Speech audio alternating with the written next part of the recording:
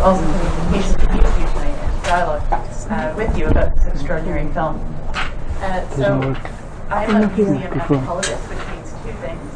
One, I use museum collections to better understand cultures, and in my case, indigenous cultures. But I'm also quite interested in studying the museum as a cultural artifact, as part and parcel of our cultural system. And repatriation has been a central facet of my research for about a dozen years now. But I've never really been interested in the question of should we or shouldn't we repatriate. That's not the salient question for me. Rather, I've been extremely interested in how people undertake repatriation and the ways in which repatriation activities come to be part of cultural practice and part of indigenous cultural realities.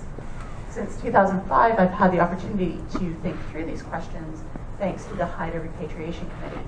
The Haida First Nation is on the west coast of Canada, up sort of towards the Alaskan Panhandle. And the Haida Repatriation Committee has successfully returned all of the known Haida ancestral remains from museums in North America. And then I was able to help them in their first repatriation from a museum overseas, from the Pitt Rivers Museum in the UK. The Haida Gwaii Museum has also been very proactive in repatriating objects or artifacts from museums, largely in British Columbia and in North America.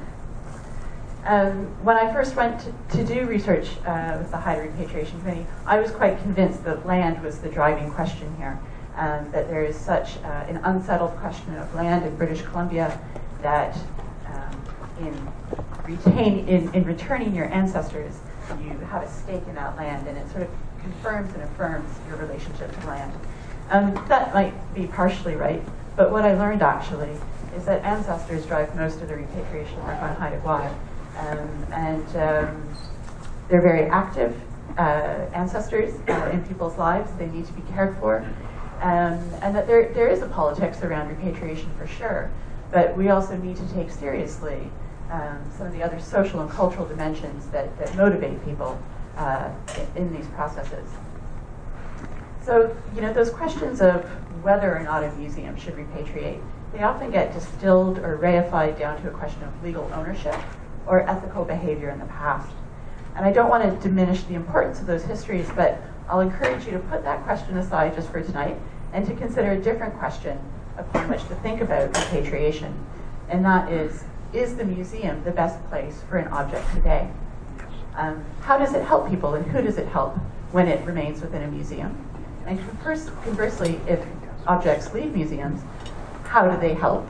And who do they help if they are reunited with communities for whom there's a direct social and political and familial function?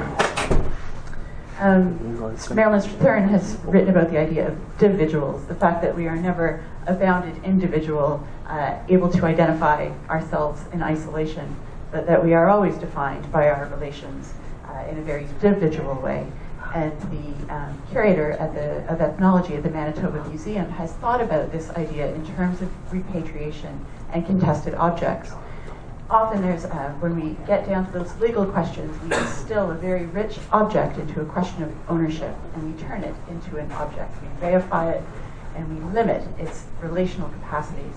And she's arguing for us to think about repatriation and repatriated objects in a much richer, subjective sense, where we call to mind all of the social relations that object is part of, all of the ways in which it is a individual rather than an individual. And I think this film actually does a tremendous job of bringing that to light. Increasingly as well, I think in the museum world, we see museums putting aside their trust in the benevolence of preservation as a core mission, and instead trying to think about sort of what's the point of preserving an object if we're not involved with the preservation of people? And how can museums contribute to supporting and perpetuating cultural identities and practices?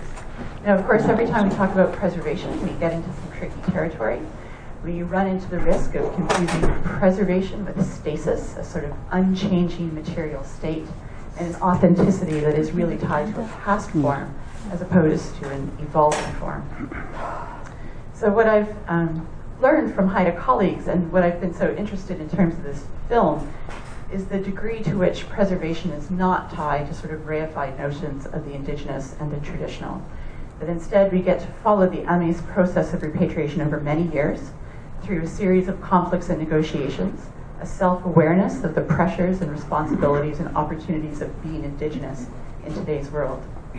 And indeed, I was struck by the museum staff and their approach to this question. So there's a spoiler alert here, but I think you've read about the film. So when the staff enter the screen, when they enter our frame, we have the highly anticipated question. They say, "You realize that in repatriating these objects, they will disintegrate." And there is acknowledgement and consensus that yes, the lifespan of these objects will be cut short. But then the next question is the unanticipated, the less anticipated one from a museum perspective, and quite exciting. And the question is then, okay, well, how would you like to proceed? So, you know, in that question, in starting repatriation debates with the question of should an object be repatriated, it's often the case that we then pit museums against communities, as two opposing forces in a sort of a drama of repatriation. And I think this story is a useful reminder that there are multiple histories and trajectories of repatriation. There's no inherent reason why museums should be pitted against communities. And, you know, moreover, when we take the time, I think as this film does, to consider the full range of motivations for repatriation from Indigenous perspectives, it leaves open that such actions have local meaning, that repatriation is not solely a post-colonial or a political act of reclamation, but a process that seeks to resolve local problems. It may create some as well. It mends social relations. It will bear upon and influence local political power. And people will find cultural approaches to live in a globalized and networked world. And I've made the argument in terms of Haida repatriation efforts that if we want to understand them, we can't start from a post-colonial standpoint. We actually need to go to some pre-colonial Haida values. And I'd be interested actually in discussing later maybe what some of those pre-colonial values might be in this conversation. One element of the film that particularly resonated with my work with the Haida Repatriation Committee is this very active role of ancestors in people's lives and that ongoing agency of the deceased and the ongoing care and attention they require. And for me, one of the beautiful things about anthropology is that we don't try to rationalize these ancestors away. Rather, we understand that people's beliefs about their ancestors influence their life choices, their interactions with the world, their motivations, and the potential consequences or outcomes of their actions. And it helps us understand that why and how of repatriation and how these explanations begin locally within particular cultural trajectories. Less often do these explanations begin in the museum or within museum histories. And stories such as this one and stories such as the Haida repatriation story, they help us create parallel and situated histories of repatriation.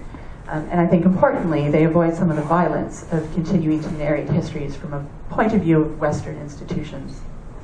And I will briefly sort of interject at this point. I am using Indigenous peoples and community quite loosely, but not without thought.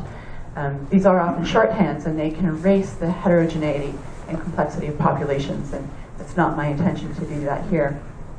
And indeed, museum studies is particularly bad at using community as a very catch-all term, and it can mean everything from a special interest group to a city to an entire nation to a globalized movement.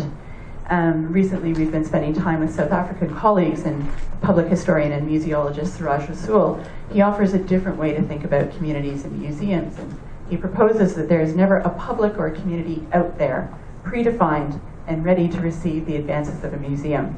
Instead, he argues that communities or publics are constituted by the actions and interactions with these museums. And I think this is a productive line of inquiry and helps maintain questions of representation, who has the right to speak, who has the right to make decisions, even in post-colonial, decolonizing, collaborative, and Indigenous contexts. We're forced to look afresh at who is participating and why. And our film tonight troubles this a little in that it is not at the museum's instigation or need for consultation and collaboration that a public is formed, but it seems that there is a public that is beginning to form in order to dialogue with this museum, and in many ways to be an interlocutor between the museum, the objects, Amis families, and government. And people's participation changes in this story through time, and their participation, their perception of the need to participate and the need to repatriate, the need for the reconstruction of the house, all of these change through time. So indeed, this is a helpful reminder that the process of repatriation is often several years in duration. We often just hear the final result when something is going back. We often don't see the years of work that went into that moment. In these decisions, there's periods of intense activity, there's lulls in activity as parties work through their decisions. And these decisions occur in various localities, sometimes in the museum, sometimes in the city, sometimes in public, sometimes in private. So for me, and as a scholar of repatriation, a significant asset of the film is its careful inclusion of dissent and danger. And again, turning to South Africa, in their book Hostels, Homes, and Museum, architect Nolene Murray and historian Leslie Vitz encourage us to forego romantic narratives of museums and communities, where the plot requires a struggle that is always resolved. And instead they encourage a more tragic narrative, where struggles may be worked through but not necessarily resolved. And I think you use the term uncertainty, ambiguity, that these remain part of the story. So in other words, we need to avoid the temptation to wrap up everything and put a bow on it. And I'm curious about Anis, or Taiwanese narrative structures, and how the inclusion of sort of sudden illness or death, or the lack of the success with the land claim, would be read locally. Do Anis narratives share the solution of romantic narrative arcs, or do they share the uncertainty and the tragedy? Are there other narrative tropes within which we should understand the film?